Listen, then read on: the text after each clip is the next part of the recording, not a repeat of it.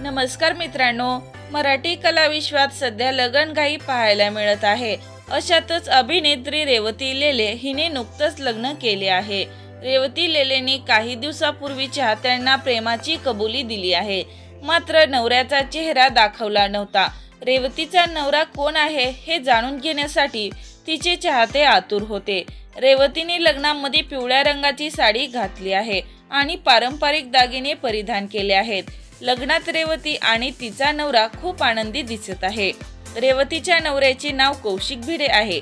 हा अभिनेता नाही, तो मनोरंजन क्षेत्रात सक्रिय नसून बिझनेसमॅन आहे। डिस्को असं त्याच्या कंपनीचं नाव आहे। तो डिझायनिंग क्षेत्रात काम करतो। रेवती लेलेने स्वामिनी या लोकप्रिय मालिकेतून काम केले होते। तिने रमाबाई पेशव्याची भूमिका साकारली होती। त्याचबरोबर ती लग्नाची बेडी, आपकी नजरों में समझा यासारख्या मालिकेत दिसली होती। रेवती सध्या कोण होतीस तू, काय झालीस तू या मालिकेतून प्रेक्षकांचे मनोरंजन करत आहे। रेवतीच्या लग्नाची माहिती समोर येताच मनोरंजन विश्वात कलाकारांनी शुभेच्छाचा वर्षाव केला आहे। तर मित्रांनो, या दोघांची गोड जोडी तुम्हाला आवडली का? लाईक कमेंट करून नक्की सांगा। तोपर्यंत धन्यवाद।